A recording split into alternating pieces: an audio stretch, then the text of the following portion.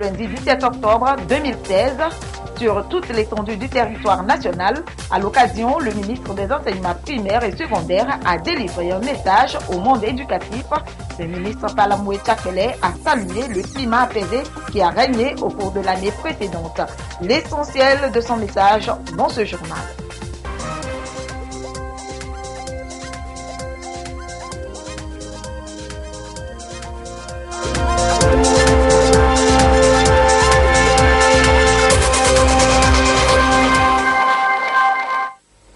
Voilà pour les titres du 20h de ce dimanche. Bonsoir à toutes et à tous. Événement historique ce 15 octobre 2016 à Lomé, l'adoption et la signature de la charte sur la sûreté, la sécurité maritime et le développement en Afrique. Le président de la République Faure Esozimna Nyasingbe a été félicité par ses pairs pour cette initiative.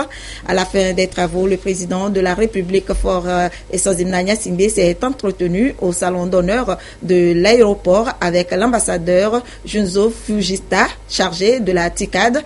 Il était essentiellement question des relations de partenariat et de la coopération bilatérale. Je vous propose d'écouter le diplomate Junzo Fujita, propos recueillis par Patrice Boko. 今ですね、大統領と会ってきましたって話したことはですね、今後その日本と東郷どうやって発展していくかお互いに。Donc nous avons discuté avec le président sur la coopération bilatérale. Et le Togo joue un rôle très important sur le sous-régional en tant que hub de réseau logistique. Et nous avons discuté la possibilité comment le Japon coopérait pour développer le réseau logistique. Et nous avons aussi félicité le grand réussite du sommet extraordinaire de l'Union africaine. Et le sommet qui a eu lieu hier, c'était très important parce que le commerce est assuré par le libre navigation et libre commerce sur la mer. Et nous attachons une grande importance sur ce point. Et nous avons aussi parlé un peu sur la dernière visite de Son Excellence M. Nyasingbe, président de la République, en 2011. C'était une visite juste après le Japon a été affecté par un grand séisme et nous avons remercié leur chaleureuse visite aux zones sinistrées. Et nous avons aussi discuté sur le processus de TICAD au mois d'août, le 27 et 28, nous avons organisé une conférence sur le développement de l'Afrique à Nairobi, Kenya. Et le président togolais y a participé et il a beaucoup contribué à la réussite de cette conférence. Et nous avons discuté donc sur le futur processus de TICAD aussi. あと最後に一つだけ8月の27、28日ナイロビでケニアのナイロビでですね。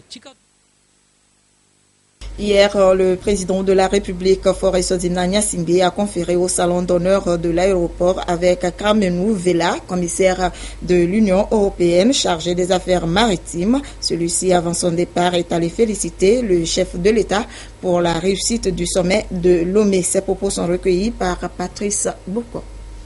The purpose of my visit, first of all, to confirm and to show our support, the support of the European. Monsieur le commissaire a félicité Monsieur le Président pour l'organisation de ce sommet qui a été un grand résultat, un résultat très important. Ils ont discuté l'économie bleue, les menaces des océans et tout ce qu'on peut faire ensemble, l'Union européenne, l'Union africaine, pour faire face à ces défis et pour un meilleur développement de l'économie bleue. Il a aussi invité plusieurs États membres, aussi Monsieur le Président, à la conférence sur les océans qui déroulera à Malte en 2017, qui sera organisée par l'Union européenne sur les grandes questions des océans. À la une donc de l'actualité, l'adoption et la signature d'une charte contraignante sur la sûreté, la sécurité maritime et le développement en Afrique ce 15 octobre 2016 à Lomé au Togo, une charte historique. Les chefs d'État présents à cet événement continental se sont réjouis de cette promesse de coordonner les actions entre les pays du continent pour lutter contre la piraterie et les trafics de tout genre sur les côtes africaines. Chazinambaga. L'histoire retiendra que c'est au Togo, ce 15 octobre 2016, que les chefs d'État et de gouvernement de l'Union africaine ont adopté puis signé la charte de Lomé sur la sécurité, la sûreté maritime et le développement en Afrique. C'est un acte majeur qui cristallise l'engagement et la détermination des dirigeants africains à mutualiser leurs efforts et à coordonner leurs actions en vue de protéger durablement l'espace maritime du continent. Désormais, la Grande Bleue ne sera plus laissée aux mains des pirates, des trafiquants, des pollueurs et autres pilleurs des ressources halieutiques. Mieux, elle est envisagée comme un véritable levier de développement pour le continent. Cette signature historique de la charte de Lomé est l'heureux aboutissement d'un long processus qui est parti d'une initiative du président de la République, Faure Essozina Gnazingbe, qui a évoqué pour la première fois la problématique en juin 2014 lors du sommet de l'Union africaine à Malabo en Guinée équatoriale. Depuis, le chef de l'État togolais s'est personnellement investi pour couver le projet jusqu'à terme. Un succès qui lui vaut ici la reconnaissance et la gratitude de tout le continent et de ses pairs. La charte de Lomé sur la sécurité, la sûreté maritime et le développement en Afrique est un document de 56 articles subdivisés en 7 axes majeurs qui prennent en compte les dispositions générales, les mesures de prévention et de lutte contre la criminalité en mer, la gouvernance maritime, le développement de l'économie bleue, la coopération, la surveillance et le contrôle et les dispositions finales. Avec la signature de cette charte contraignante, l'Afrique dispose d'un instrument juridique efficace pour préserver durablement ses océans et ses mers afin de pouvoir exploiter les énormes ressources qu'elle renferme. L'étape suivante, c'est son opérationnalisation à travers sa ratification, a rappelé le président en exercice de l'Union africaine, Idriss Déby Itno. L'autre temps fort de cette session extraordinaire de l'Union africaine est cette note de satisfaction adressée à Carlos Lopez, secrétaire exécutif de la Commission économique pour l'Afrique, pour toutes ses actions en faveur du développement du continent. L'adoption et la signature de la charte de l'Union africaine sur la sécurité, la sûreté maritime et le développement en Afrique sonnent définitivement le retour du Togo au devant de la scène internationale et repositionnent Lomé comme carrefour des grandes rencontres. Les mers et les océans sont donc une voie originelle, pareil selon d'établissement des relations d'amitié et de coopération entre les peuples et les États. Ils constituent, à n'en point douter, les principaux vecteurs de la mondialisation, avec 90% du commerce mondial transporté par voie maritime, d'une part, et facteur de développement, d'autre part. Le président de l'Union africaine, Idriss Déby Itno, s'est exprimé à la fin du sommet. Pour lui, cette place centrale des mers et des océans dans l'existence et le progrès de l'humanité n'est plus à démontrer, d'où l'obligation impérieuse qui incombe à la communauté internationale, surtout aux États africains, d'encourager et de prendre les dispositions adéquates pour assurer la sécurité et la sûreté des espaces maritimes. Je vous propose d'écouter le président tchadien Idriss Déby Itno, président en exercice de l'Union africaine. Mon frère le président Faure Sembé, mesdames, messieurs, chefs d'État, chers collègues, mesdames, messieurs, chefs de délégation, madame la présidente de la Commission de l'Union africaine, distingués invités, mesdames et messieurs, au terme de notre bref et fructueux travaux de la session extraordinaire de notre conférence, je voudrais vous remercier et féliciter tous pour vos précieuses et constructives contributions, ainsi que pour votre sage et consensuelle décision d'adopter et de signer la Charte africaine sur la sûreté et la sécurité maritime et le développement. L'aboutissement heureux du long et laborieux processus ayant conduit à l'adoption de la Charte de Lomé n'est qu'un premier pas d'une nouvelle étape dans sa mise en œuvre. Notre volonté commune de nous doter de cet important instrument juridique devrait ainsi aussi se traduire par notre détermination à le rendre applicable et opérationnel en accélérant sa ratification. Dans cette perspective,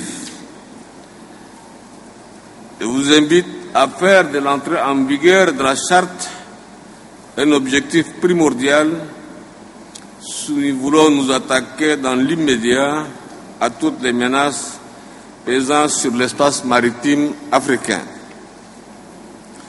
Je me félicite de l'option courageuse que nous avons choisie pour avancer en adoptant la Charte avec la possibilité de l'enrichir et la consolider ultérieurement par des annexes ou protocoles additionnels en vue d'y inclure les aspects peu ou pas couverts.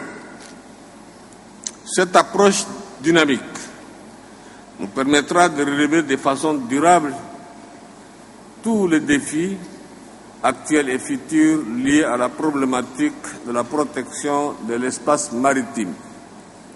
Excellences, Mesdames et Messieurs, le résultat auquel nous sommes parvenus au cours de cette session extraordinaire montre notre capacité et notre engagement à nous mobiliser pour faire face aux multiples périls mettant en danger notre continent. Cet élan de compréhension, d'unité et de solidarité dans l'action devrait nous animer en tout temps et en tout lieu. L'avenir de notre continent en dépend. Pour conclure, je voudrais réitérer nos sincères remerciements à mon frère le président Faure Gnassingbé et à son gouvernement pour l'accueil et la parfaite organisation de nos assises. Je remercie également à votre nom, chers collègues, nos ministres, nos ambassadeurs, les commissaires, les techniciens,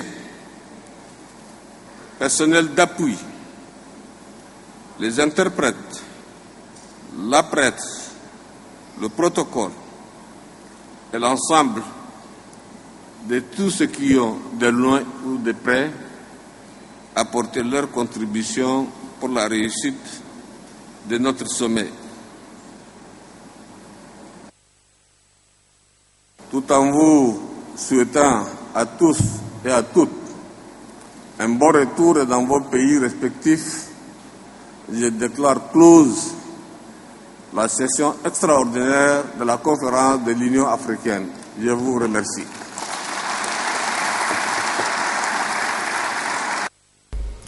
Le long des côtes africaines, la piraterie est un fléau. Il faut de ce part initier un cadre d'action collective, dynamique et efficace qui permettrait à l'Union africaine et l'ensemble de ses États membres à travers un instrument juridique fédérateur, la Charte de l'Union africaine sur la sûreté, la sécurité maritime et le développement en Afrique. Et c'est désormais chose faite. Le président Denis Sassou Nguesso s'est félicité de l'adoption et de la signature de cette charte contraignante. Je vous propose de l'écouter. De remerciements de chefs d'État et de gouvernement de l'Union africaine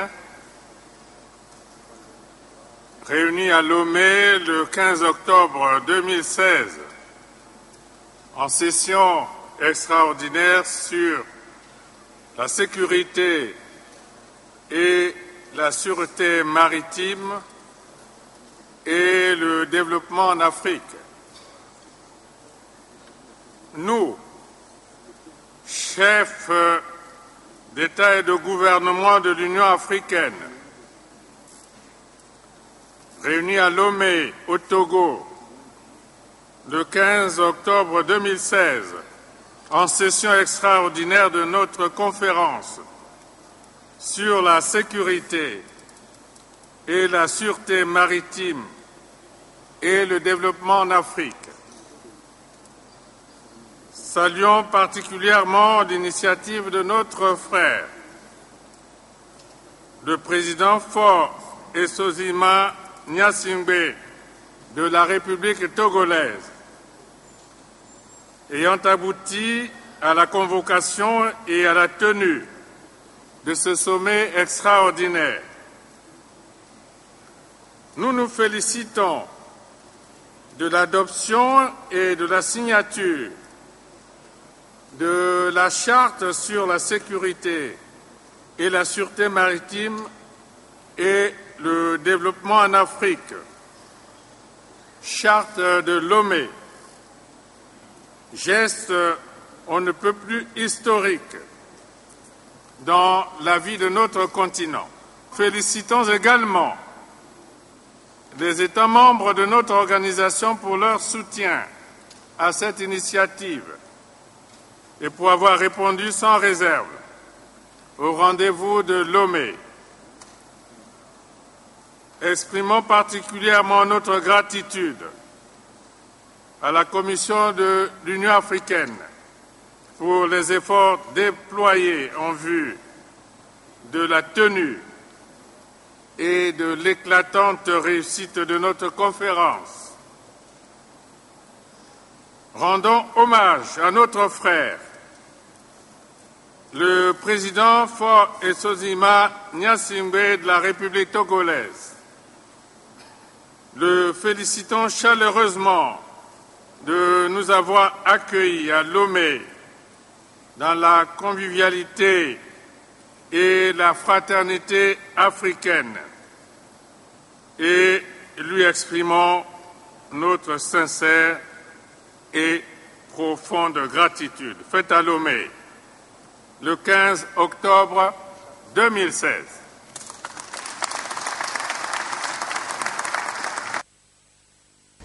L'Afrique qui s'est donc félicitée de l'adoption et de la signature de la Charte sur la sécurité, la sûreté maritime et le développement en Afrique, un acte politique très important de la part de l'Union africaine parce que l'enjeu de la sécurité du continent africain est mis en avant comme une priorité et les engagements politiques et juridiques qui accompagnent la Charte de Lomé sont essentiels sur la longue durée. Dans son allocution à l'ouverture du sommet, le président de la République Faure Essozima Gnassingbé est revenu sur les enjeux et les objectifs de cette rencontre de haut niveau qui marquera un jalon majeur de l'Afrique dans la marche pour la réalisation de sa destinée. Je vous propose d'écouter le président de la République Faure Essozima Gnassingbé. Monsieur le président Idriss Déby Itno, président de la République du Tchad et président en exercice de la conférence des chefs d'État et de gouvernement de l'Union africaine.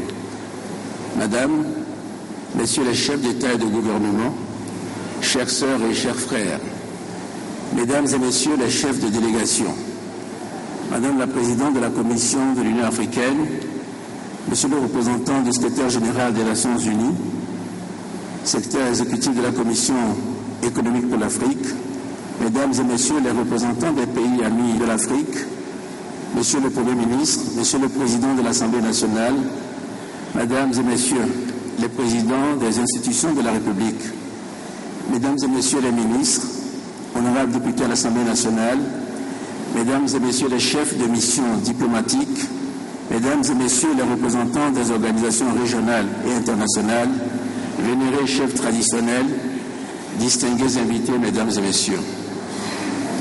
Je voudrais, au nom du peuple togolais, ainsi qu'à mon nom propre, vous souhaiter à toutes et à tous une chaleureuse et cordiale bienvenue en terre togolaise. Nous, Togolais, nous ressentons comme un honneur et un immense privilège la décision qu'a prise notre organisation panafricaine de confier au Togo l'accueil de ce sommet extraordinaire consacré à la sécurité, à la sûreté maritime et au développement en Afrique. Et nous sommes également remplis d'émotion, pensant qu'en ce même lieu à Lomé, il y a 16 ans, d'illustres dirigeants de notre continent portaient sur les fonds baptismaux l'Union africaine. À cet instant, je voudrais adresser mes remerciements à tous, chefs d'État et de gouvernement, chefs de délégation, représentants des organisations régionales et internationales, experts, bref, vous, qui nous faites l'amitié d'être présents à Lomé pour prendre part à ce sommet. Je souhaite à toutes et à tous un agréable séjour et j'espère qu'au-delà des importantes délibérations qui nous rassemblent, chacun de vous trouvera le temps de découvrir notre capitale et ses environs. Mesdames et messieurs, chers frères et sœurs d'Afrique, chers amis de l'Afrique, notre continent s'est donné rendez-vous ici, dans sa volonté de faire face, uni et solidaire, à un défi contemporain majeur, celui de la protection des mers et des océans, ainsi que la préservation et l'exploitation judicieuse des potentialités et des ressources dont il regorge, dans un environnement, c'est vrai, en proie à l'insécurité persistante et au trafic en tout genre. Les nouvelles menaces proviennent pour l'essentiel de la piraterie et des entreprises criminelles.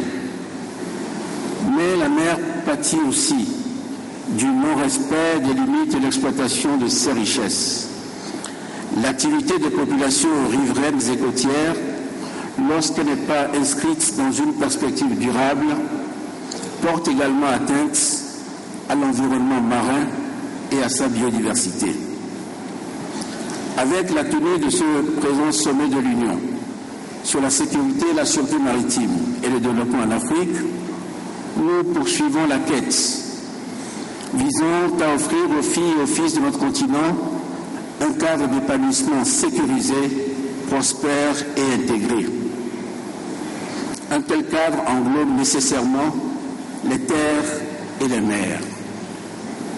Dans ce contexte, il me semble que l'unique possibilité pour l'Afrique de pouvoir prendre son destin en main repose sur une approche coordonnée au niveau régional et continental avec une appropriation des réponses à cette problématique.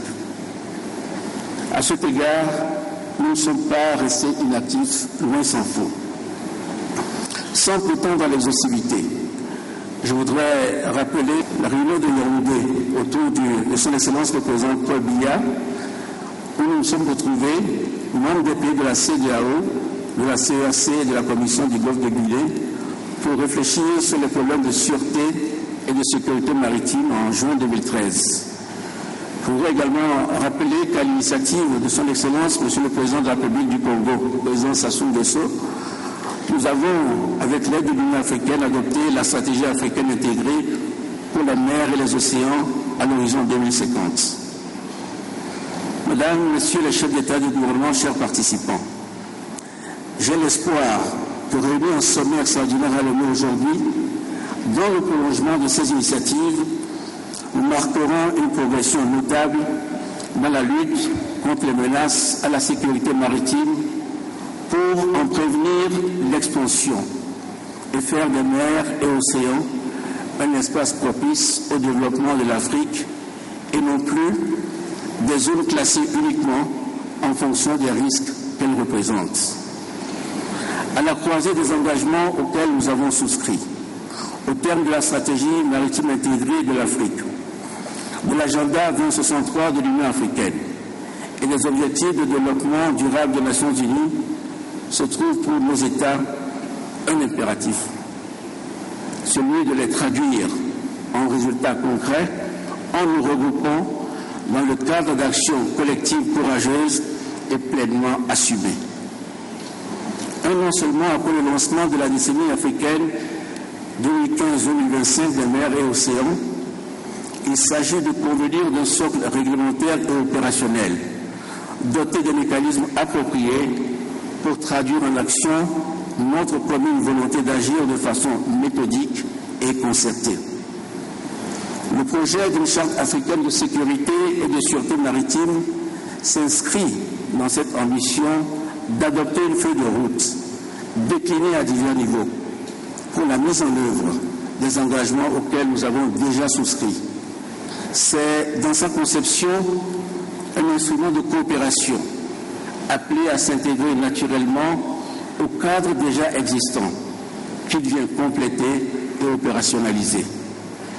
Un mécanisme de suivi aux différents niveaux d'action pourra être mis en place pour nous permettre, sur une base périodique régulière, de nous retrouver pour mesurer le chemin parcouru, actualiser nos plans opérationnels et renforcer la coopération à l'échelle continentale et avec l'ensemble des parties prenantes.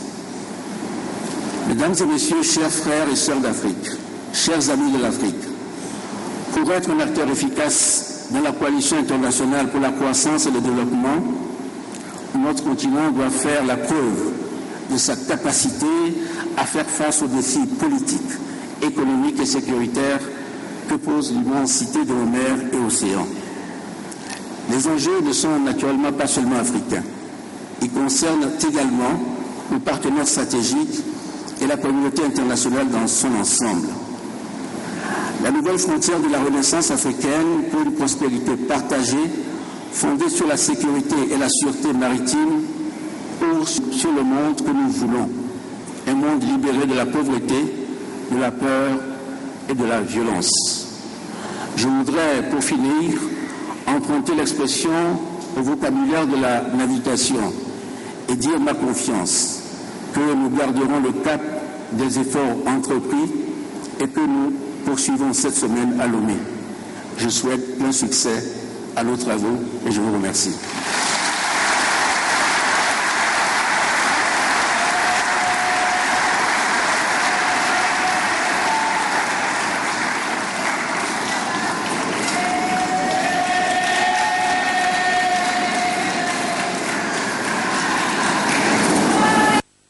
Et voilà donc pour le discours du chef de l'État, Faure Esozimna Gnassingbé, hier à l'ouverture du sommet de l'Union africaine. La charte sur la sécurité maritime a été donc adoptée et signée. L'objectif est atteint et cette forte présence des chefs d'État montre l'intérêt que le continent porte à la thématique.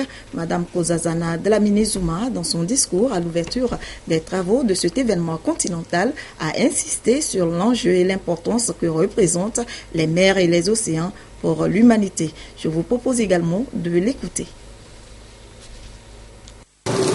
Excellence Monsieur Idriss Déby Itno, président de la République de Tchad, président en exercice de l'Union africaine. Excellence Monsieur Faure Esozimna Gnassingbé, président de la République togolaise, notre hôte, Excellence Mesdames et Messieurs les chefs d'État et de gouvernement des États membres de l'Union africaine, Mesdames et Messieurs les chefs de délégation, Mesdames et Messieurs les ministres, Mesdames et Messieurs les commissaires de l'Union africaine, Excellence Monsieur le représentant du secrétaire général des Nations Unies,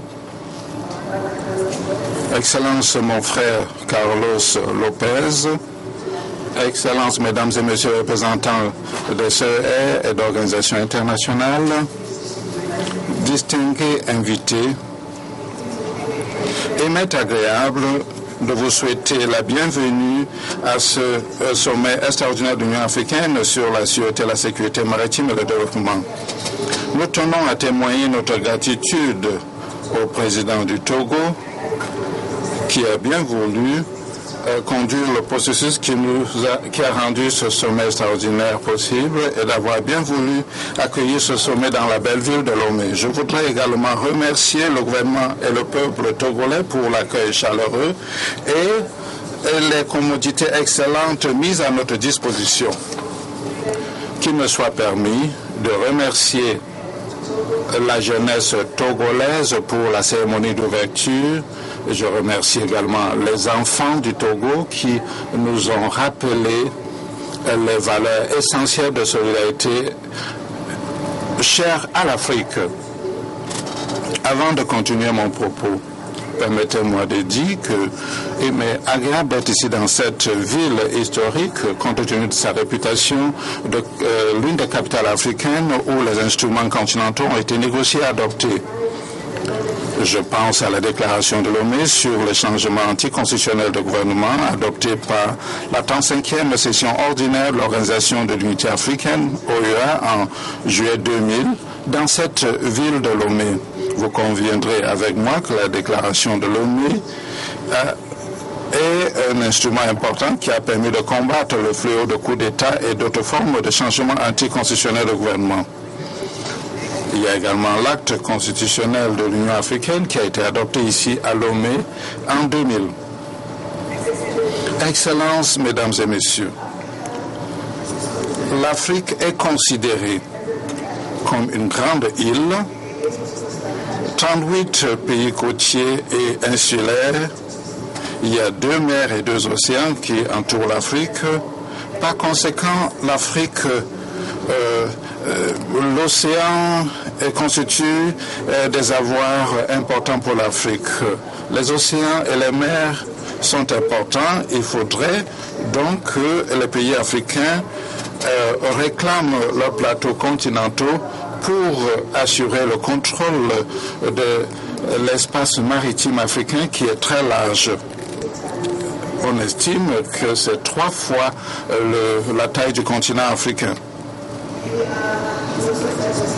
Par conséquent, nous proposons que pour ces pays qui n'ont pas de ressources pour défendre leurs droits, nous soumettrons à votre examen une équipe de juristes qui seront à votre disposition pour assister les pays. Je me réjouis de ce que certaines femmes spécialistes du droit maritime ont proposé leurs services à cet égard. Excellences, mesdames et messieurs, plus de 90% des échanges africains sont transportés par les voies maritimes et par conséquent, les questions maritimes ne concernent pas les États insulaires et les pays avec littoral. C'est une question qui est importante pour les pays sans littoral. En effet, le développement d'une économie bleue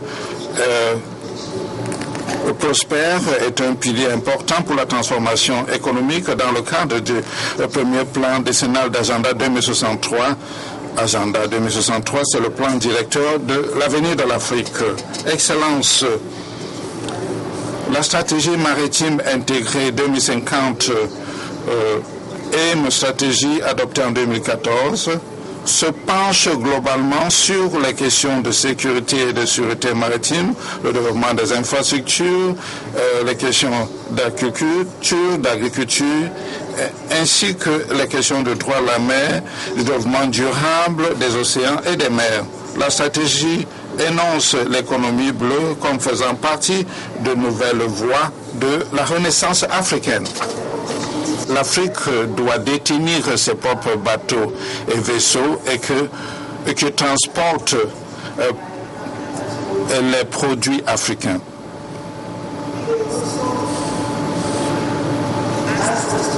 Les femmes dans le secteur maritime nous ont demandé d'accorder une attention au transport maritime pour transporter les biens par voie maritime au lieu de se contenter de transporter les biens par voie routière. Les femmes dans le secteur maritime ont également soulevé la question de financement. Elles proposent, et il me semble qu'il y a déjà eu une autre proposition qui a été adoptée il y a longtemps, les femmes dans le secteur maritime ont proposé une banque maritime africaine susceptible de voler au secours des femmes et des hommes d'affaires africains qui souhaitent occuper l'espace maritime.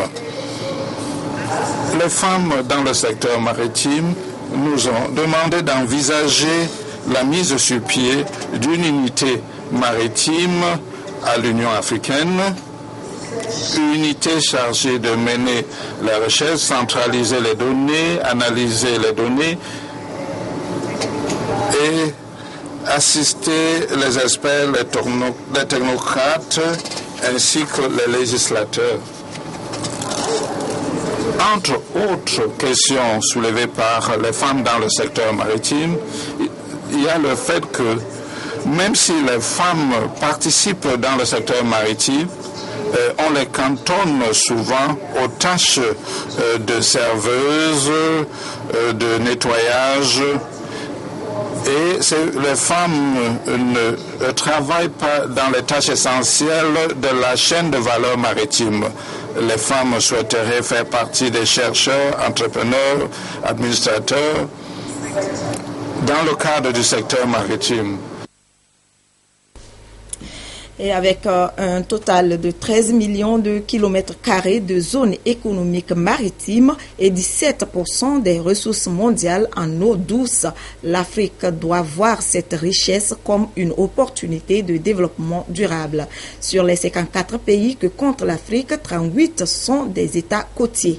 90% des importations et exportations transitent par la mer. Pour les chefs d'État sénégalais, tchadiens et burkinabés, d'ailleurs tous les chefs d'État qui ont pris part à cette messe continentale, la date du 15 octobre 2016 marquera pour l'Afrique tout entière un jalon majeur dans sa marche vers la réalisation de sa destinée. Je vous propose de les écouter, propos recueillis par Antoinette Mao Vovor, Christine Pétchekialoudet et Aimé Abalou. Je voudrais féliciter vraiment le président Faure Gnassingbé pour cette parfaite organisation, mais aussi pour le succès, puisque de nombreuses délégations de l'Union africaine sont présentes, des chefs d'État, chefs de gouvernement. C'est déjà un succès en matière de représentation, mais aussi en matière de crédibilité du sommet, mais aussi du Togo. Et il est clair que le projet a été adopté. Maintenant, il y a certainement des développements qui vont suivre, mais nous pouvons être fiers du président Faure et des résultats du sommet. Notre séjour a été un séjour très studieux, puisque ça a été très bien préparé. Et nous avons fini le sommet avant, disons que l'heure qui était prévue pour 18 heures. Pourquoi? Parce que le sommet a été très bien préparé sur tout le plan. Le sommet a été très bien préparé. Un des sommets les plus réussis, je pense, de l'Union africaine. Il n'y a jamais eu ailleurs, je dis bien, rappelez-vous dans l'histoire, vous le verrez, il n'y a jamais eu ailleurs une réunion de pays et finir par avoir un cadre juridique, la charte qu'on vient de le faire. Donc nous donnons là aussi, à partir de Togo, une leçon extrêmement importante pour toute la communauté internationale. Puisque qui dit sécurité et sûreté des mers, ça ne concerne pas seulement l'Afrique, ça concerne l'ensemble du commerce mondial qui est concerné. Nous espérons que la charte de Togo, la sécurité maritime et sûreté maritime, et les questions liées aux questions de développement puissent faire avancer notre continent et puissent aussi mutualiser les efforts africains avec le concours des amis du continent africain pour nous permettre de combattre sérieusement la piraterie maritime et l'insécurité de nos mers, nos échanges, nos importations et nos exportations en dépendent. Ce qui est sûr, c'est que nous devons savoir où sont nos intérêts et nous battre ensemble. Je crois que cela est important et cette charte va donner lieu à des aspects certainement de contrats particuliers. Parce que vous savez très bien que nous ne sommes pas tous dans la mer. Le Burkina Faso est un pays sahélien par définition. Donc il faut qu'on regarde un peu toutes les conditions qui permettent à chacun de se sentir concerné. D'autres participants à ce sommet sur la sécurité maritime se sont également prononcés sur la question. Ils ont insisté sur l'importance que revêt l'adoption et la signature de cette charte pour sécuriser les espaces maritimes, valoriser et fructifier davantage les ressources marines en faveur des populations. On les écoute tous au micro de Rachel Aokou, Antoinette Omao Vovor, Christine Pétchekialoudet et Aimé Abalou. Les questions de sécurité aujourd'hui, on a eu tendance pendant longtemps à croire qu'elles se limitaient au Sahel, elles se limitaient à Boko Haram, elles se limitaient aux djihadistes du Mali. Et on se rend compte qu'il y a tellement de facteurs d'insécurité et que une dimension particulière de l'insécurité, ça se trouve être sur la mer, les côtes, etc. Alors que, on vient de le voir avec le panel, l'économie de nos pays passe à très grande partie par les échanges maritimes. Et c'est pour cette raison que ce sommet était important. Et il était important aussi de voir que tous les pays se sont entendus là-dessus. Il y a eu un consensus, d'abord pour que le sommet se tienne, ensuite qu'il se tienne à Lomé. Il y a eu un consensus pour arriver à un acte juridique continental qui est la charte.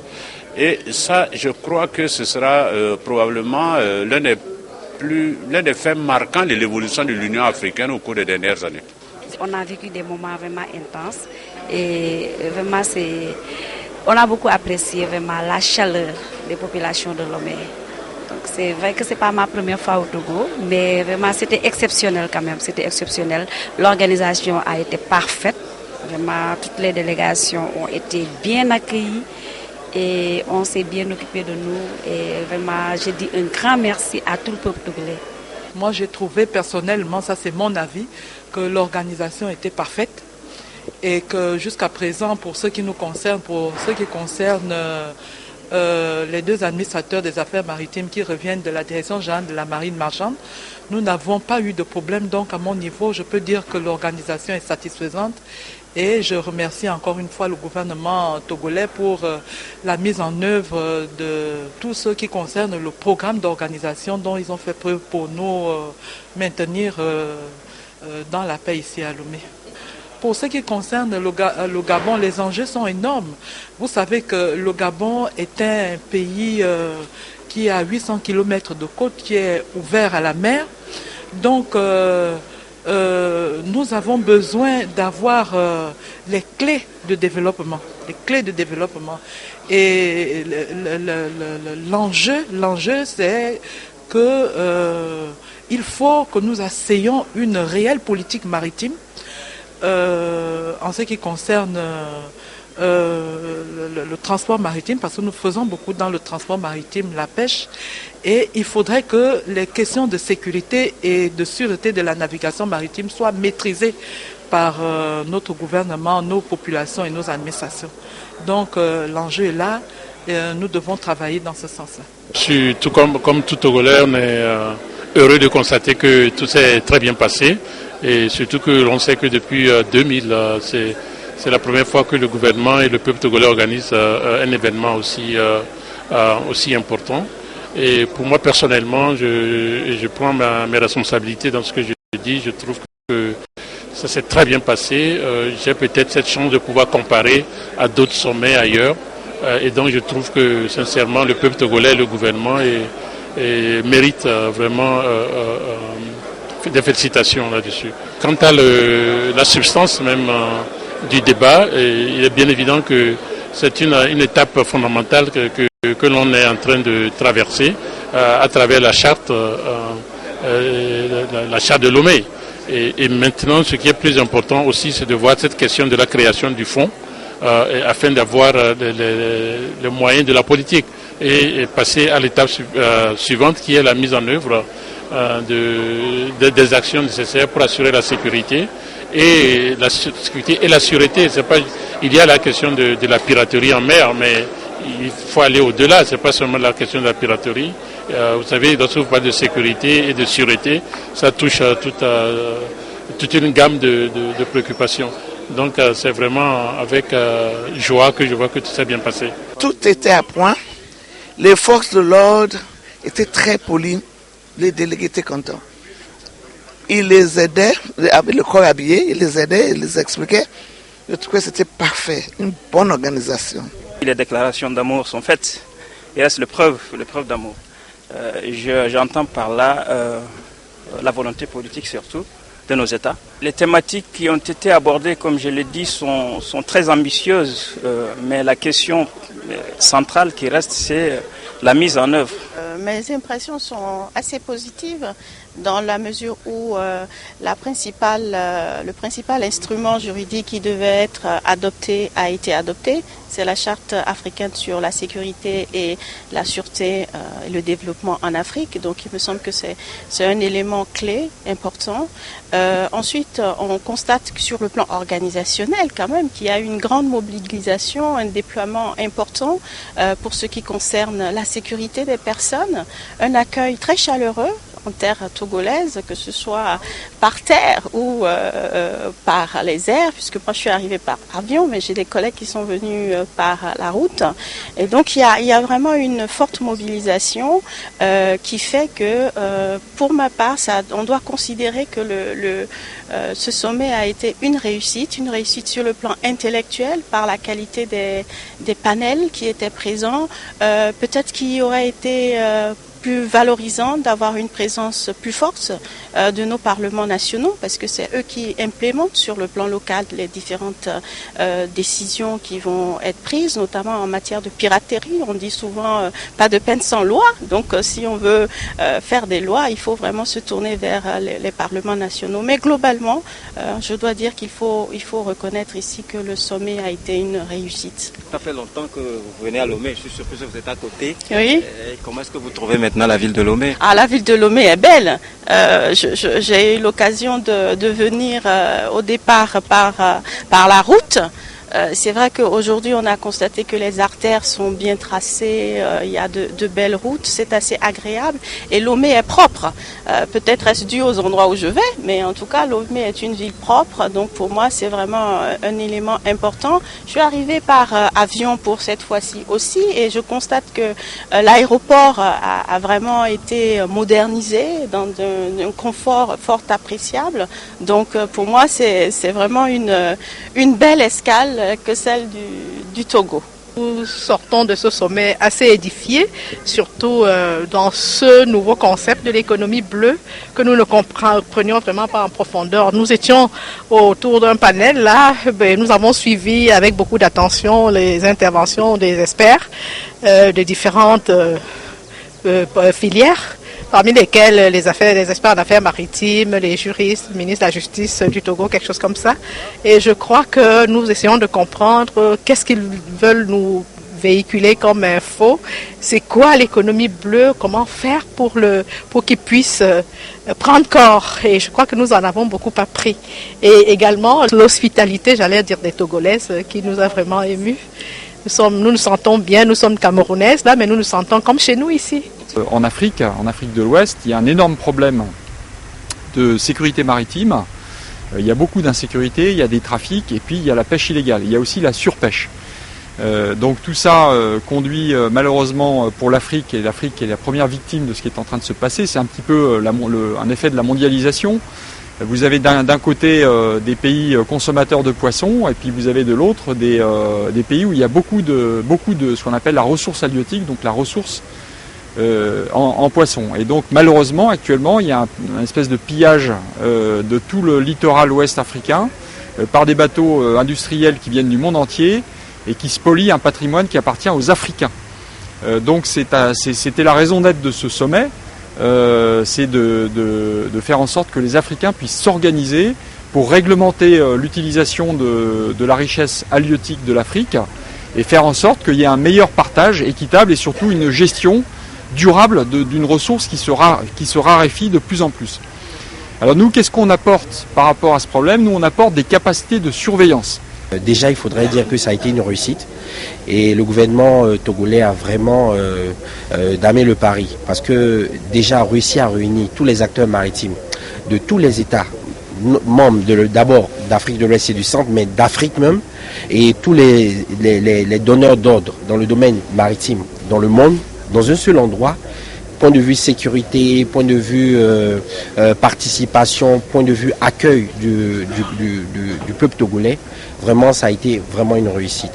Et pour nous, au sein de l'organisation maritime, nous pensons au niveau du centre d'information et de communication que les différentes relations que nous avons réussi à avoir avec certains partenaires vont permettre de pouvoir redynamiser tous les départements au sein de notre institution. C'est une très belle organisation ce sommet parce que je crois que j'en ai fait un bon nombre et que ça se passe de façon aussi fluide. Je suis plutôt content. Cela faisait longtemps que je n'étais pas venu à Lomé et j'ai vu que Lomé a fait peau neuve. Je ne sais pas si c'est pour cette occasion, mais c'est un très bon moment. C'est un très bon moment et franchement, félicitations pour l'organisation. C'est fini, tout s'est bien passé et une charte a été signée. C'est plutôt une bonne nouvelle. En tout cas, c'était très bien. Il y a eu une parfaite organisation que nous tous nous avons notée. Il y a eu également l'accueil extraordinaire du peuple togolais. Je crois qu'il faut rendre hommage au peuple togolais. Il faut rendre hommage à ses dirigeants, au chef desquels son Excellence Monsieur le Président de la République, mais également tous ces membres du gouvernement que j'ai vus pendant le sommet. On ne faisait pas la distinction si quelqu'un était ministre ou pas. Tout le monde a pu le noter, un succès incommensurable. 54 pays étaient présents dans cette cérémonie d'ouverture et c'est l'occasion en tout cas pour moi pour rendre hommage à Monsieur le Président de la République, à son gouvernement et à tout le peuple togolais et à l'Union africaine également. Voilà, ce journal va déborder compte tenu de la densité de l'actualité. Merci de rester toujours avec nous pour la suite de cette édition. Après la clôture des travaux du sommet de l'Union africaine sur la sûreté, la sécurité maritime et le développement en Afrique, les chefs d'État du Tchad, Idriss Déby Itno du Libéria, Ellen Johnson Sirleaf du Ghana, John Dramani Mahama de la Côte d'Ivoire, Alassane Ouattara du Burkina Faso, Christian Kaboré et du Sénégal, Macky Sall ont regagné leurs pays respectifs. Heureux d'avoir atteint cet objectif, l'adoption et la signature de la charte sur la sûreté, la sécurité maritime et le développement. Comme vous le voyez sur les images, le président tchadien salue les officiels togolais dans son départ.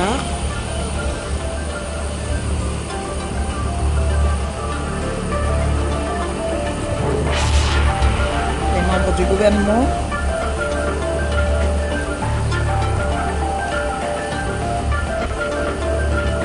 Là, il a été accompagné par le président de la République, Faure Gnassingbé, Singé, le président tchadien qui fait ses adieux au président Faure Gnassingbé. Voilà, le président tchadien qui monte dans l'avion en direction de son pays, le Tchad.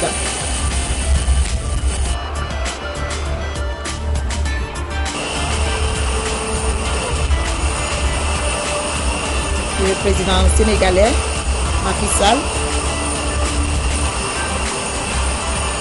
qui salue également les membres du gouvernement à son départ, les autorités militaires, toujours raccompagné par le président de la République, Faure Gnassingbé.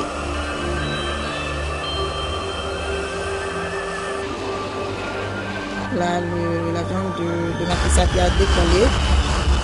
Et la présidence du Libéria, Ellen Johnson Sirleaf, toujours accompagnée par le président de la République, Faure Gnassingbé. Elle salue également à son tour les membres du gouvernement. Très heureuse d'avoir participé à ce sommet. Voilà, poignée de main. Ellen Johnson Sirleaf qui nous fait ses adieux en direction de son pays, le Libéria. Voilà, le président burkinabé, Christian Kaboré. Le président ghanéen, John Dramani Mahama, voilà, qui fait ses adieux aux membres du gouvernement, aux autorités militaires. Je suis très heureux d'avoir pris part aux travaux du sommet sur la sécurité maritime. Voilà. Les adieux au président de la République.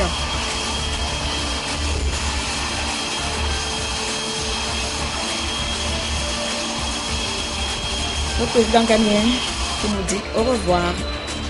Voilà son avion qui a décollé. Autre départ, le président ivoirien Alassane Ouattara.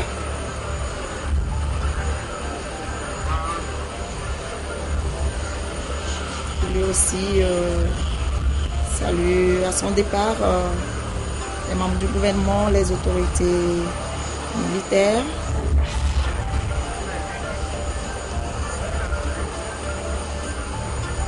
Aussi très heureux, ravi d'avoir pris part à ce sommet qui a accouché d'une charte, une charte contraignante.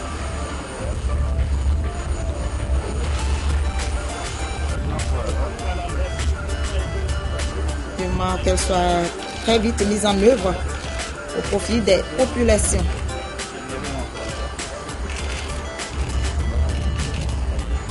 Change de quelques mots avant le départ, le décollage de l'avion en direction de la Côte d'Ivoire.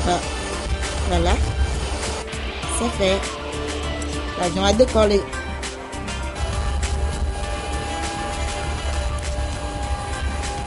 Le président burkinabé, Christian Kaboré. Je salue également les membres du gouvernement, les officiels togolais.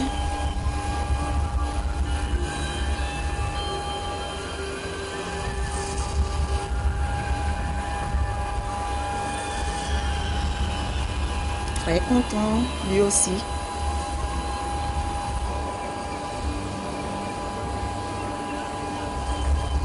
Avoir fait part du sommet sur la sécurité maritime.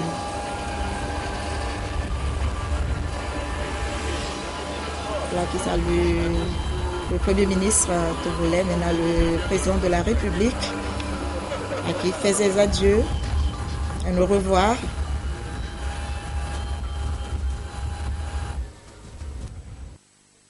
Et autre départ, les chefs d'État de la Guinée équatoriale, Teodoro Obiang Nguema, qui arrive donc, comme vous le voyez sur les images, à l'aéroport. C'est plutôt le président de la République qui vient d'arriver à l'aéroport. Il est rentré au salon d'honneur.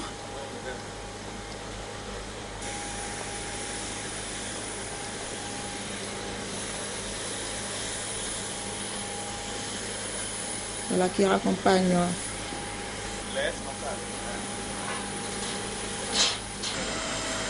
le président équato-guinéen Teodoro Obiang Nguema.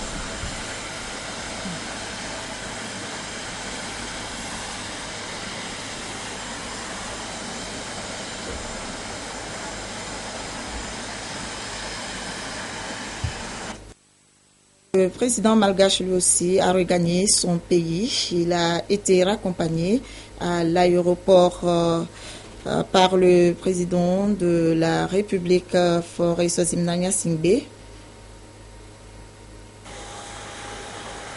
Voilà qui est arrivé à l'aéroport.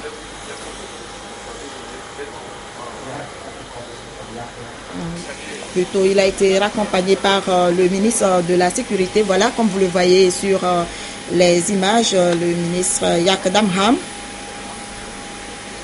Il salue les autorités militaires. Voilà qui est parti. Et les chefs d'État qui se sont félicités de la réussite du sommet de Lomé ont fait leurs adieux au Togo. À la fin des travaux, il s'agit également des présidents congolais. Voilà, Denis Sassou Nguesso du Kenya, Uhuru Kenyatta. Voilà le président congolais qui passe en revue les autorités militaires, les membres du gouvernement. Avant son départ, il est raccompagné par le président de la République Faure Gnassingbé Les accolades, poignée de main.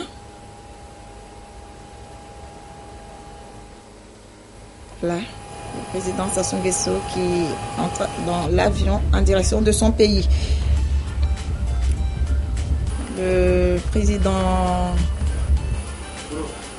kenyan, Uhuru Kenyatta, qui salue également les membres du gouvernement, les officiels togolais.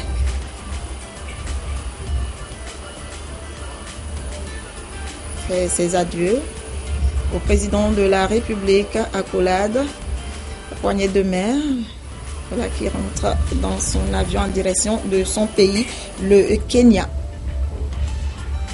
Le président malien, à son tour, est accompagné par le président de la République, Faure Sozimna Gnassingbé, Ibrahim Boubacar Keïta, salue les officiels togolais, les autorités militaires, les membres du gouvernement qui sont présents à l'aéroport. Voilà, les membres de l'Assemblée nationale, députés à l'Assemblée nationale, le Premier ministre. Voilà, ses adieux au président de la République. Poignée de main également, avant de prendre la direction de son pays, le Mali. Et voilà, ils ont donc été tous accompagnés par le président de la République, le Premier ministre togolais, Komi Selom Klassou, à lui raccompagner respectivement le président djiboutien, Ismaël Omar Guelleh, comme vous le voyez sur les images. Le Premier ministre Ismaël Omar Guelleh, qui fait ses adieux également. Honneur militaire.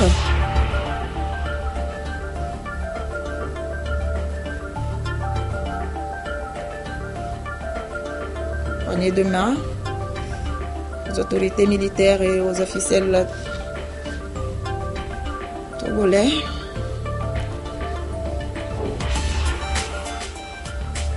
Voilà, c'est fait. On monte à la passerelle. Au revoir. Et le président de la Guinée-Conakry, bon, pas encore, c'est pas lui. Voilà, c'est le président de la Guinée-Conakry qui est aussi raccompagné. Là, d'abord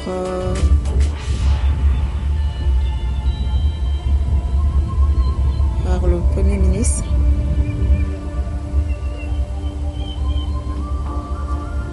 Le Somalien du Somalie, Omar Mohamed Arté.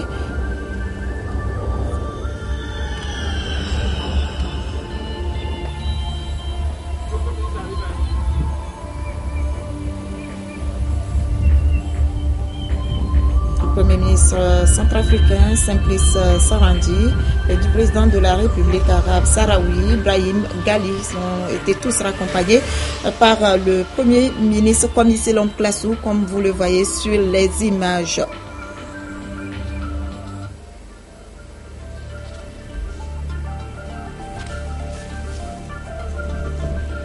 Poignée de main.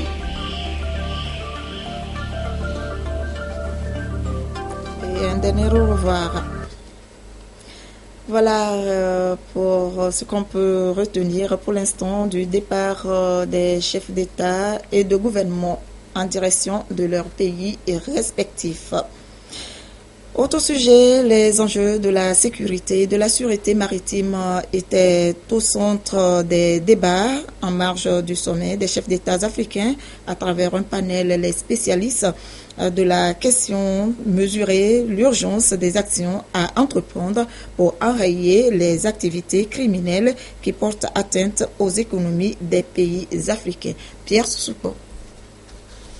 Après autant de données suffisamment précises. C'est un panel de haut niveau en marge du sommet des chefs d'État de l'Union africaine sur la sécurité, la sûreté maritime et le développement en Afrique. Les spécialistes de l'économie bleue ont mis au centre du débat la sécurisation des espaces maritimes comme enjeu central pour le développement durable du continent.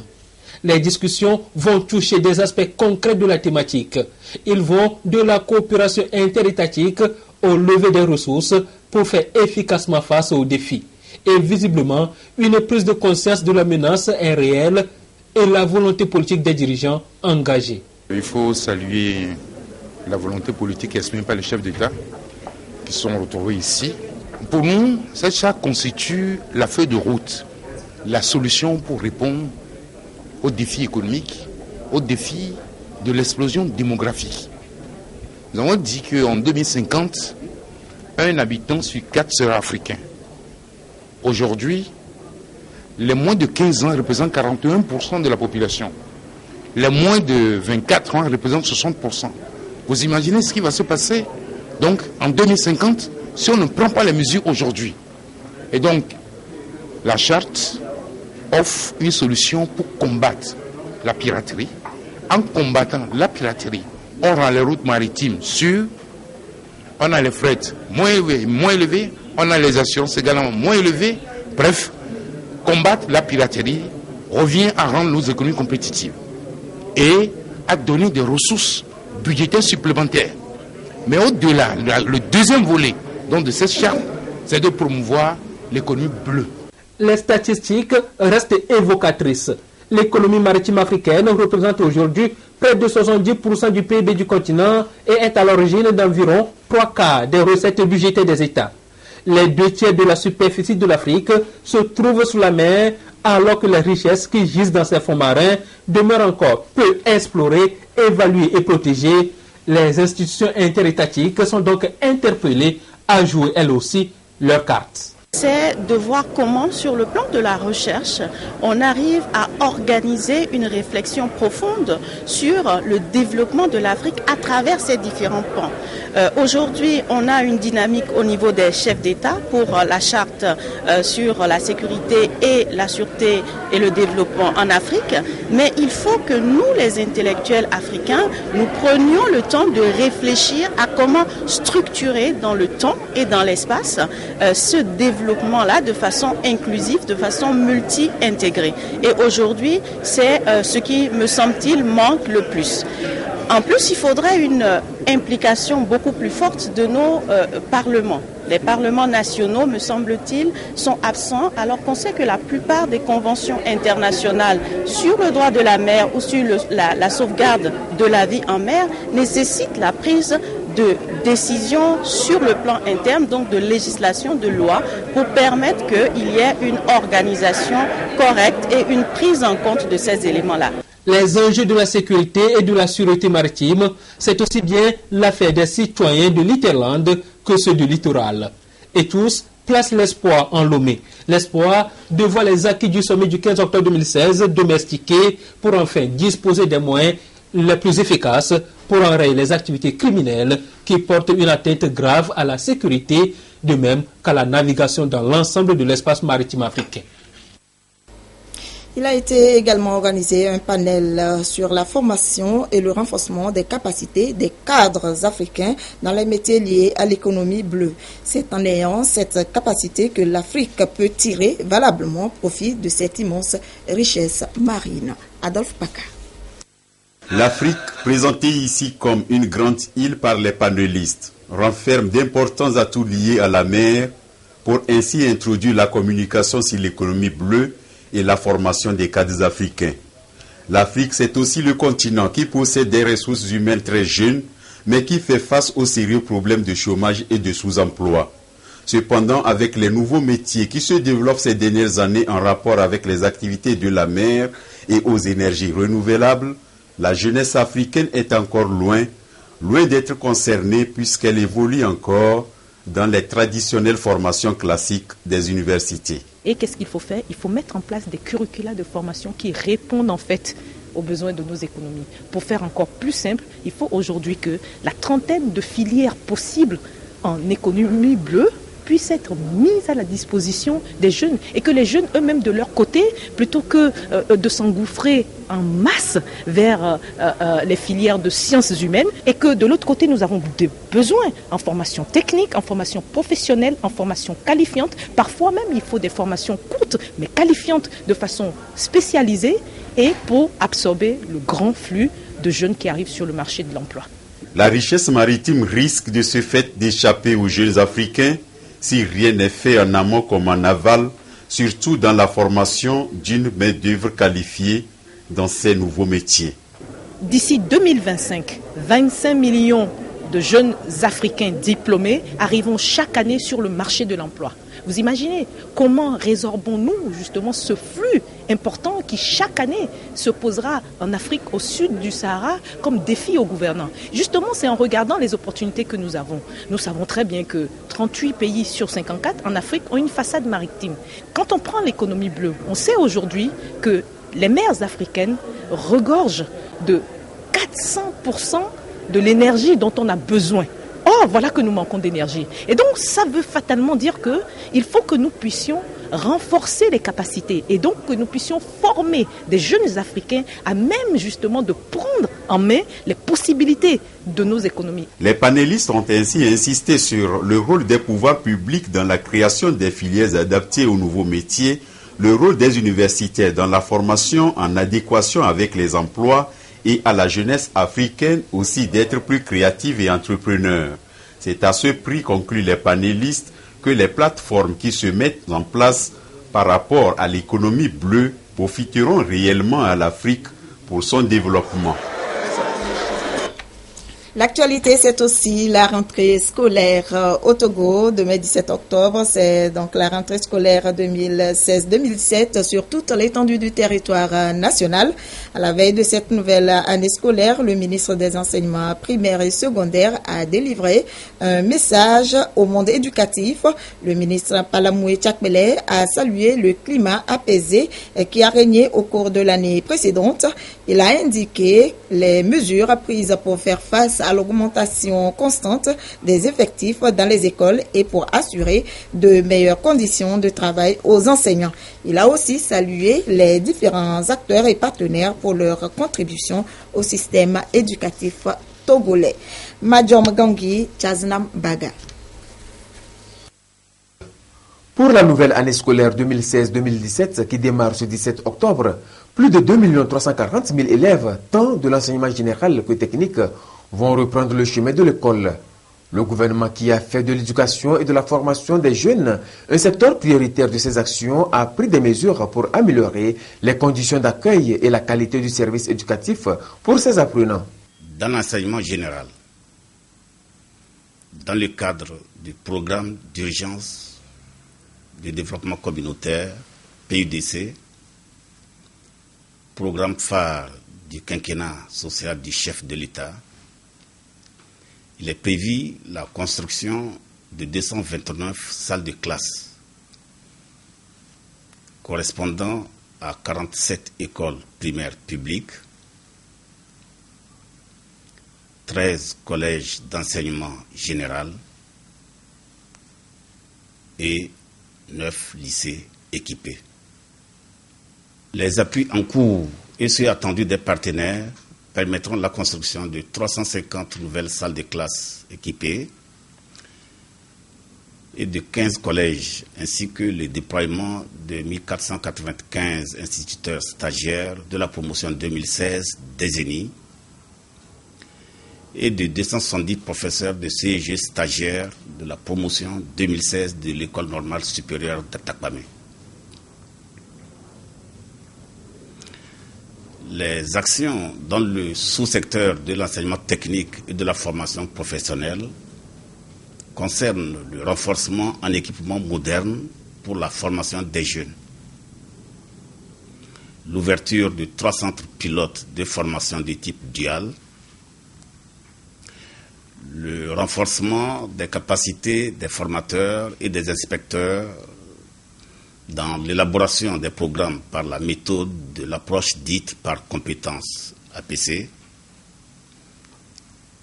et l'extension de la formation de type dual à toutes les régions. Des dispositions sont également prises pour améliorer les conditions de vie et de travail des enseignants. Le gouvernement a décidé, à titre exceptionnel, face aux préoccupations exprimées par les fédérations des syndicats d'enseignants et dans une volonté de conciliation et de compromis, de procéder de nouveau cette année au paiement en une seule tranche des primes de bibliothèque et de rentrée, et ce, avant la fin de ce mois d'octobre. Par conséquent, la mensualisation de ces primes a été reportée et interviendra à partir du 1er juillet 2017. De même, le projet de création d'une coopérative d'épargne et de crédit pour les enseignants est actuellement très avancé et pourra connaître un démarrage effectif des activités d'ici le mois de décembre prochain. Le ministre des Enseignements primaires, secondaires et de la formation professionnelle a salué les bonnes performances du système éducatif ces dernières années, mais également le climat apaisé qui a régné au cours de l'année scolaire 2015-2016. Il a témoigné la gratitude de l'ensemble du monde scolaire au chef de l'État qui se montre toujours attentif aux préoccupations du système éducatif. Les parents d'élèves et les partenaires ont été aussi salués pour leurs diverses contributions à la bonne marche de l'éducation au Togo. Le ministre a souligné que le gouvernement porte une attention particulière à la réussite des élèves. Voilà pourquoi il les a invités à la veille de cette rentrée scolaire à plus d'efforts pour un succès à la fin de l'année. La rentrée scolaire 2016-2017, c'est bel et bien demain. Et vous suivrez à la fin de ce journal l'intégralité du message du ministre des Enseignements primaires, secondaires et de la formation professionnelle à la veille de la rentrée scolaire 2016-2017. On revient sur le sommet, la jeunesse africaine regroupée dans le Congrès africain pour le développement, la démocratie et la relance économique cadre ont mené cette jeunesse donc a mené une caravane à travers les grandes artères de la capitale ce dimanche. Elle a voulu manifester sa joie et son allégresse pour la réussite du sommet de l'Union africaine sur la sécurité, la sûreté maritime et le développement en Afrique. Le film de cette ambiance avec Lucassi et Patrice Boko. Scène de liesse dans les rues de Lomé. La jeunesse africaine mobilisée pour saluer la réussite du sommet de l'Union africaine sur la sécurité, la sûreté maritime et le développement en Afrique, tenu au Togo, sanctionné par l'adoption et la signature de la charte par les chefs d'État et de gouvernement de l'Union africaine. Cette charte de Lomé sur la sécurité, la sûreté maritime et le développement en Afrique est une démarche qui marque un nouveau départ pour l'économie bleue à travers la promotion d'une meilleure gouvernance maritime. La charte de Lomé constitue un moment historique qui jette les bases d'un avenir radieux en Afrique. La jeunesse togolaise et celle africaine manifestent leur pleine adhésion à l'initiative du chef de l'État, Faure Essoufou Gnassingbé, de fédérer les actions de tous les pays du continent pour mieux sécuriser leur espace maritime à travers cette caravane. Cette sortie, c'est pour juste féliciter les travaux qui sont déroulés à l'hôtel Radisson, remercier tout le peuple togolais, le gouvernement togolais et le chef d'État, Faure Essoufou Gnassingbé, pour les efforts qu'il a déployés pour la réussite de ce sommet. Nous sommes là ce soir pour dire à la face de la Commission nationale et internationale que nous allons jouer désormais notre rôle d'éveil. Maintenant que la charte de Lomé est signée, donc nous allons mener des activités et au Togo et dans toute l'Afrique pour interpeller nos gouvernants pour que ce travail qui a été fait ne soit pas un travail vain. On constate même que Addis Abeba s'est transporté à Lomé, puisque c'est en réalité le siège de l'Union africaine.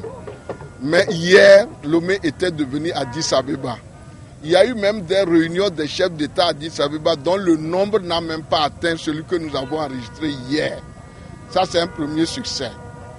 Et de deux, il y a aussi une très grande mobilisation sur tout le parcours des chefs d'État et la cérémonie a été la plus belle possible. Le Togo réaffirme ainsi son grand retour dans le concert des grandes nations. 17 chefs d'État, 4 premiers ministres et plusieurs autres délégations du continent noir et d'ailleurs ont effectué le déplacement de Lomé pour le sommet de l'Union africaine. Et vous suivrez donc dans un instant l'intégralité du message du ministre des Enseignements primaires, secondaires et de la formation professionnelle à la veille de la rentrée scolaire 2016-2017. Et c'est tout pour ce journal. Merci de nous avoir prêté attention. Retrouvez Adolphe Paca à 22h30 pour l'édition de nuit. Je vous souhaite une très belle soirée.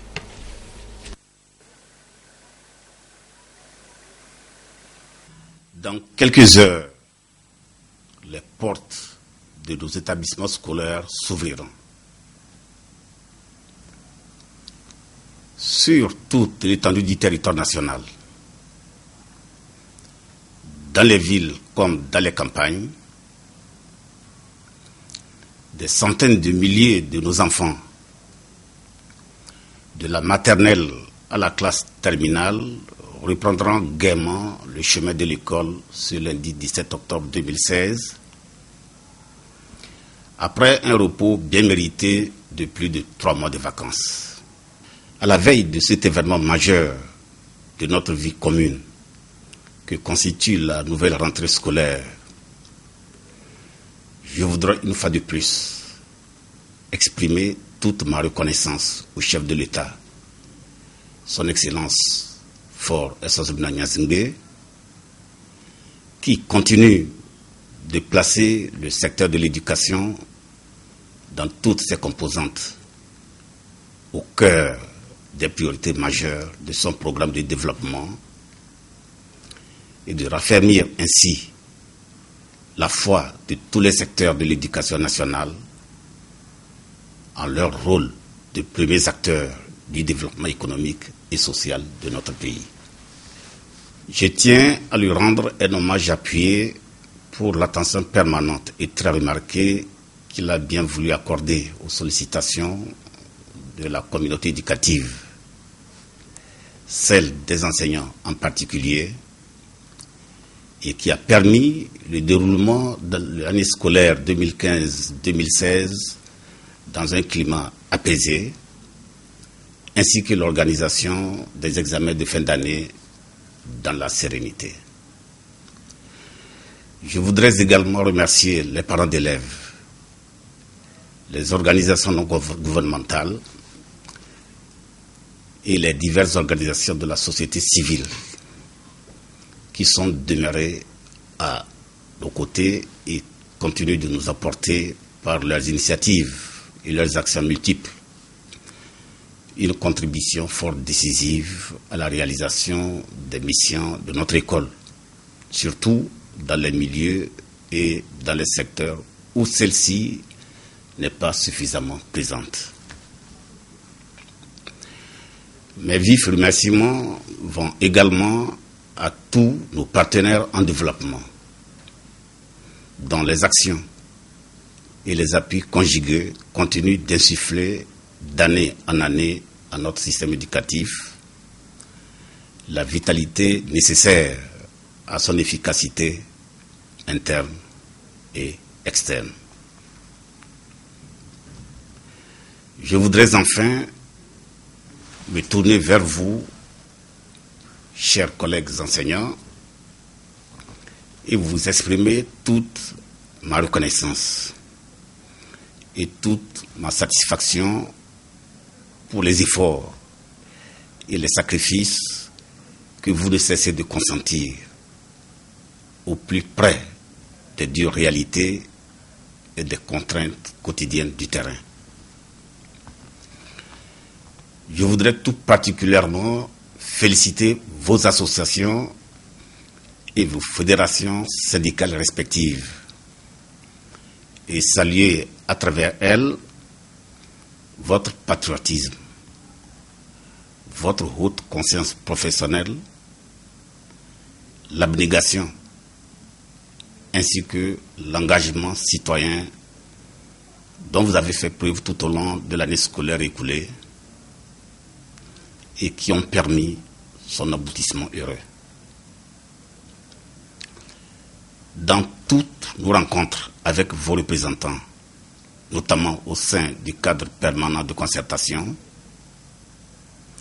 j'ai pu apprécier avec émotion et plaisir la disponibilité, la convivialité, l'esprit d'ouverture, de dialogue et de concertation qui caractérise désormais la nouvelle dynamique au sein de la grande famille éducative et qui sont en passe d'éloigner définitivement le spectre dangereux et redouté des perturbations connues dans les années passées.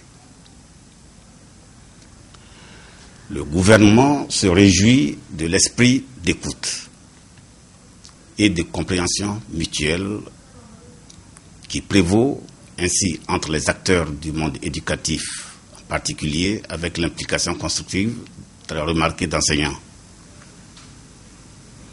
des centrales syndicales et des fédérations des associations des parents d'élèves.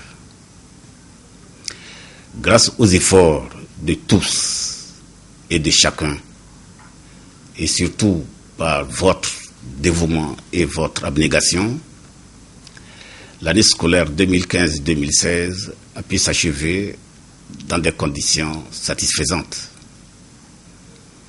Et votre ardeur au travail a été couronnée par des résultats encourageants. Ainsi, les différentes actions menées ont permis d'améliorer considérablement les principaux indicateurs de scolarisation qui s'établissent comme suit. L'effectif des élèves de l'enseignement général est en progression constante dans tous les cycles. Avec un taux d'accroissement moyen annuel de 5% sur la période 2013-2016, les effectifs d'élèves attendus à cette rentrée sont estimés à plus de 2 300 000 élèves. Dans l'enseignement technique et de la formation professionnelle,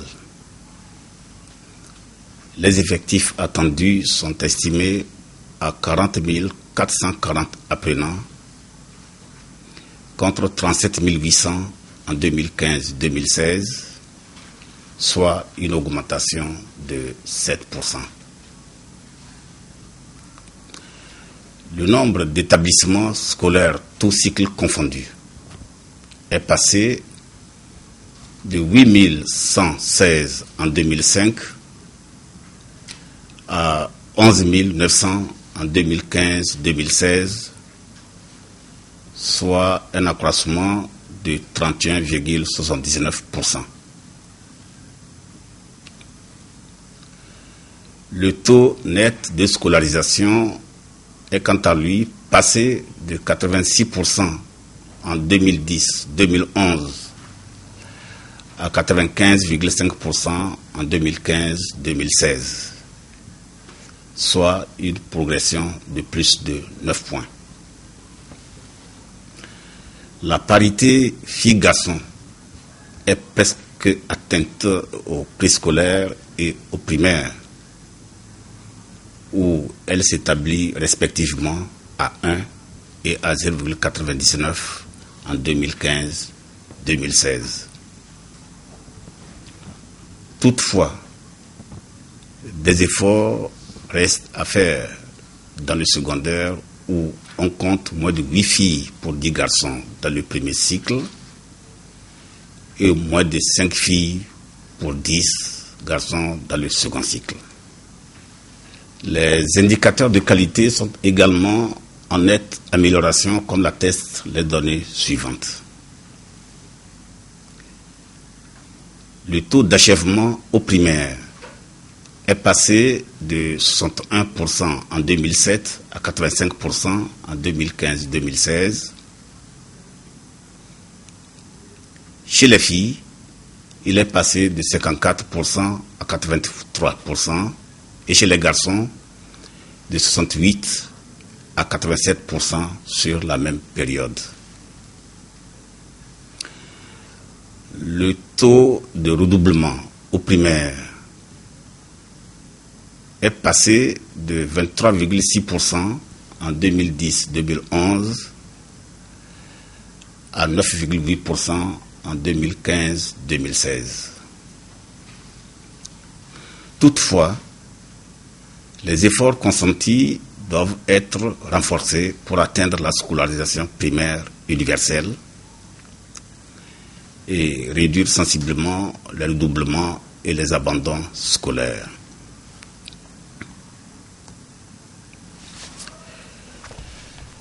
L'année scolaire 2015-2016 s'est déroulée dans de bonnes conditions et les examens nationaux ont été organisés, comme vous le savez, dans la sérénité, à la satisfaction de tous les acteurs.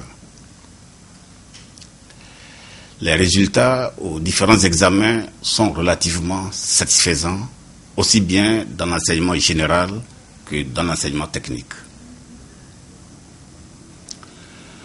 Le gouvernement félicite une fois encore tous ceux qui ont œuvré pour la concrétisation de ces résultats et réitère son attachement à la préservation des acquis dans l'intérêt de tous les apprenants et dans un souci d'amélioration constante des conditions de vie et de travail des enseignants et des performances du système éducatif national.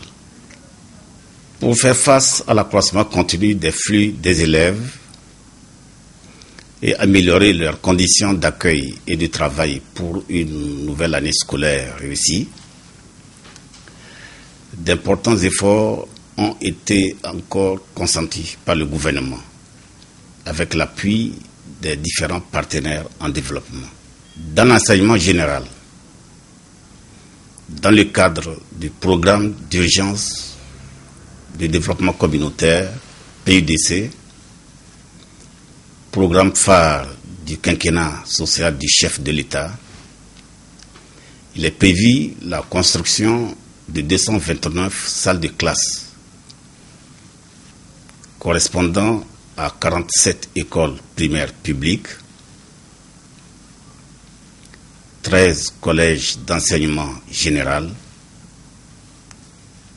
et 9 lycées équipés. Les appuis en cours et ceux attendus des partenaires permettront la construction de 350 nouvelles salles de classe équipées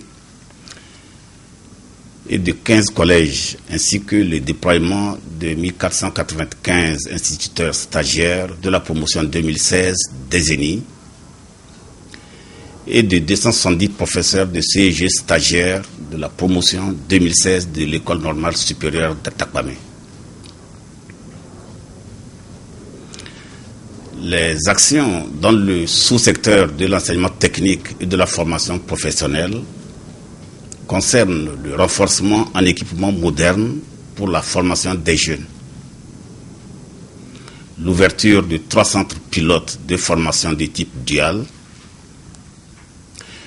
le renforcement des capacités des formateurs et des inspecteurs dans l'élaboration des programmes par la méthode de l'approche dite par compétences APC et l'extension de la formation de type dual à toutes les régions. S'agissant de l'amélioration de la qualité du service éducatif, les mesures prises concernent notamment dans l'enseignement général l'octroi d'une subvention de fonctionnement aux écoles pour un montant de 720 millions de francs CFA. Le déploiement d'un environnement numérique de travail au lycée scientifique de Lomé, le lancement de la formation initiale de 1500 élèves. C'est 1500 élèves? Il y a S500? C'est bon? Le lancement de la formation initiale de 1500 élèves instituteurs, la formation de 682 directeurs de collèges d'enseignement général public en gestion administrative et pédagogique des établissements, la formation continue de 2014 professeurs de français à la conduite d'un enseignement décloisonné. La formation de 1382 professeurs de sciences à la conduite d'un enseignement basé sur l'expérimentation. La construction de laboratoires, de bibliothèques, ainsi que la fourniture de 100 compendiums métriques et de 100 compendiums scientifiques pour les 50 écoles primaires publiques et 50 collèges d'enseignement général bénéficiaires du projet BID Éducation 3. L'introduction de nouveaux manuels de français et de mathématiques dans le cadre de la réforme curriculaire en cours au primaire, l'octroi de subventions de fonctionnement pour 1650 écoles primaires publiques identifiées sur la base de critères de performance, la fourniture d'uniformes scolaires à 56 500 filles des écoles primaires publiques et de kits sanitaires à 10 800 filles de cours moyens dans les préfectures d'Anié, Pendial, Dangpen, Pelé, où les taux de scolarisation de la jeune fille sont les plus faibles du pays. L'enseignement technique et la formation professionnelle. Les principales mesures portent sur la poursuite du processus de renforcement de la formation dans les séries G1 par l'utilisation de l'ordinateur en remplacement des machines à écrire. Le lancement du nouveau programme de technique administrative pour les séries G1 ainsi que l'introduction de la technique de l'utilisation de la pierre en maçonnerie dans 2 centres pilotes, le lancement du nouveau programme de technique administrative pour la série G1, ainsi que l'introduction de la technique de l'utilisation de la pierre en maçonnerie dans 2 centres pilotes de formation et du procédé d'utilisation des coffrages avec des blocs U dans les filières maçonnerie. L'élaboration de 3 guides pédagogiques dans les filières de construction métallique, de comptabilité et froid-climatisation, conduisant au brevet technicien. L'élaboration de 6 programmes de formation professionnelle d'insertion et 10 chartes de compétences des métiers de l'agriculture. Les discussions engagées par le gouvernement depuis quelques années au sein du cadre permanent de concertation pour améliorer les conditions de vie et de travail des enseignants se sont poursuivies tout au long de l'année scolaire et ont porté notamment sur la mensualisation des primes de bibliothèque et de rentrée, l'intégration des enseignants auxiliaires dans le cadre des fonctionnaires de l'enseignement en application du nouveau statut général de la fonction publique et de son décret d'application, la finalisation du projet de statut particulier des personnels de l'enseignement. Concernant la mensualisation, alors qu'il était prévu qu'elle prenne effet dès l'année scolaire qui s'ouvre le 17 octobre 2016, conformément aux règles et principes budgétaires régissant la gestion du budget et des finances publiques, le gouvernement a décidé, à titre exceptionnel, face aux préoccupations exprimées par les fédérations des syndicats d'enseignants et dans une volonté de conciliation et de compromis, de procéder de nouveau cette année au paiement en une seule tranche des primes de bibliothèque et de rentrée et ce, avant la fin de ce mois d'octobre. Par conséquent, la mensualisation de ces primes a été reportée et interviendra à partir du 1er juillet 2017. De même, le projet de création d'une coopérative d'épargne et de crédit pour les enseignants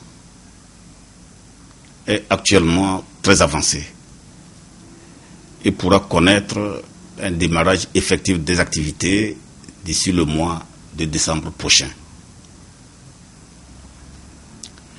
Sur les autres questions en cours de discussion, le gouvernement, par mon humble voix, saisit cette opportunité pour féliciter vivement les fédérations des syndicats d'enseignants ainsi que les centrales syndicales qui se sont impliquées activement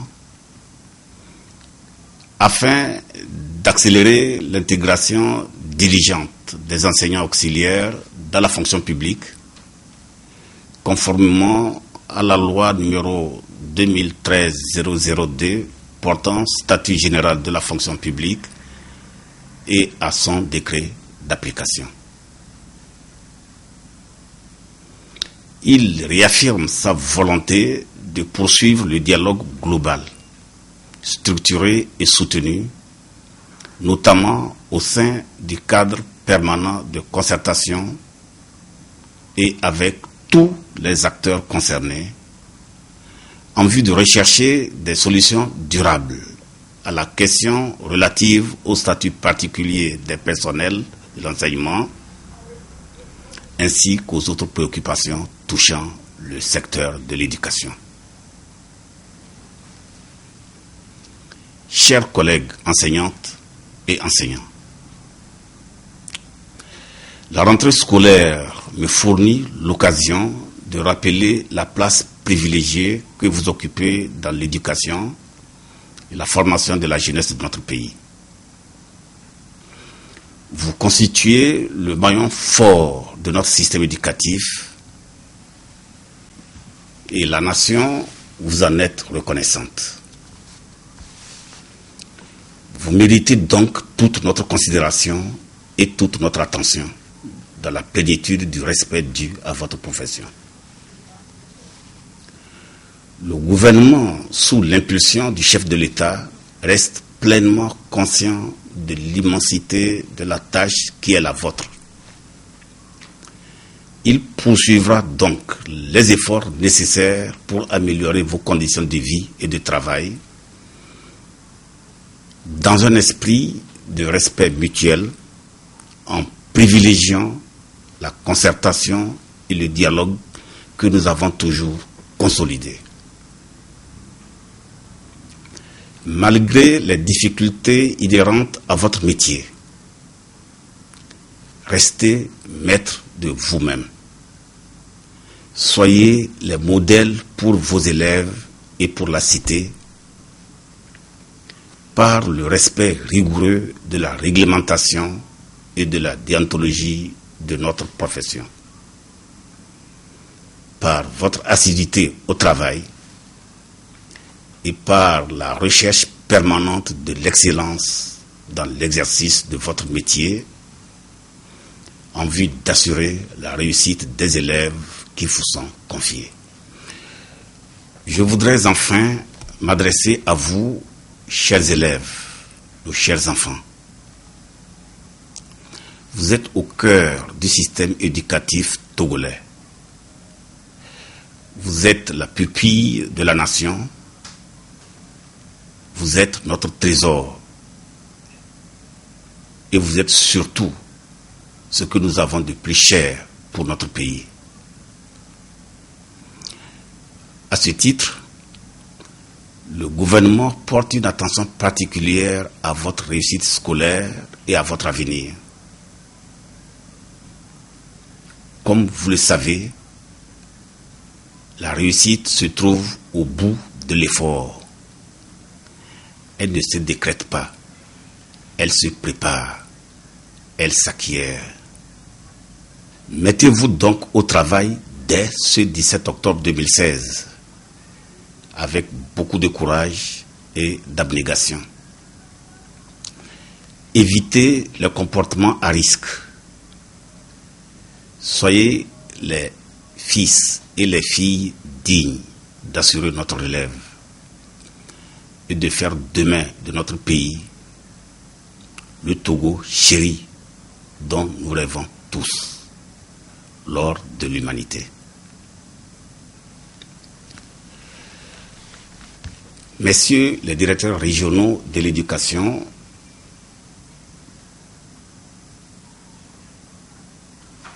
mesdames et messieurs les personnels d'encadrement,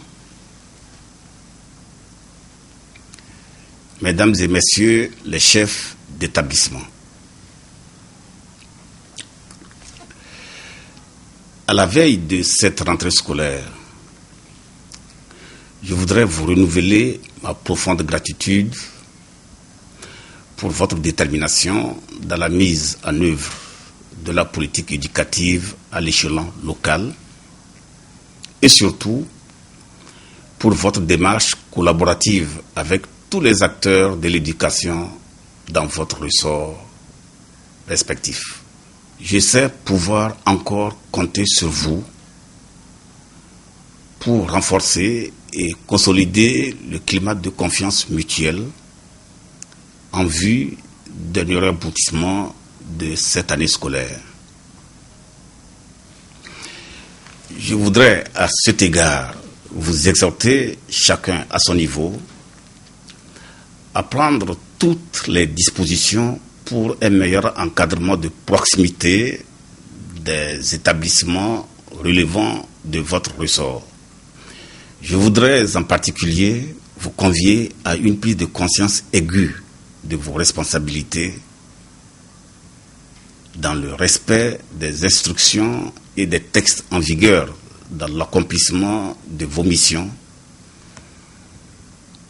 dans la gestion rationnelle des ressources matérielles, humaines et financières mises à votre disposition, ainsi que dans le respect de la discipline, dans un cadre protecteur et épanouissant pour tous. Je vous invite aussi à instaurer une gestion participative des affaires dans les établissements par les élèves eux-mêmes, sous la supervision des enseignants à travers la mise en place de clubs et de comités dont les membres sont élus démocratiquement et de façon transparente. C'est à ce prix que nos enfants feront l'apprentissage responsable de la démocratie et de l'état de droit. Mesdames et messieurs les responsables de l'encadrement pédagogique et administratif, chers collègues enseignantes et enseignants, chers partenaires du secteur de l'éducation, chers parents d'élèves, chers élèves, comme vous le savez, la mise en œuvre de l'action éducative nécessite un effort partagé de tous les acteurs du système éducatif. Aussi, voudrais-je vous inviter chacun dans son domaine à apporter sa contribution pour que les objectifs fixés pour cette année scolaire soient atteints. À cet effet, nous devons nous serrer les coudes, mutualiser nos efforts afin de garantir davantage et toujours à notre jeunesse qui nous observe les arguments solides d'une relève crédible qu'elle devra assurer dans un environnement national, régional et international de rude compétition. Je puis vous assurer que le gouvernement, pour sa part, est décidé à créer toutes les conditions pour une concertation permanente entre tous les acteurs du système éducatif. Aussi, voudrais-je terminer en lançant un vivant appel à toutes les forces vives de la grande famille éducative pour que cette année scolaire soit encore plus sereine et plus fructueuse que celle qui vient de s'écouler. À toutes et à tous, je souhaite une bonne rentrée scolaire et une fructueuse année scolaire 2016-2017. Vive le Cal togolaise, je vous remercie.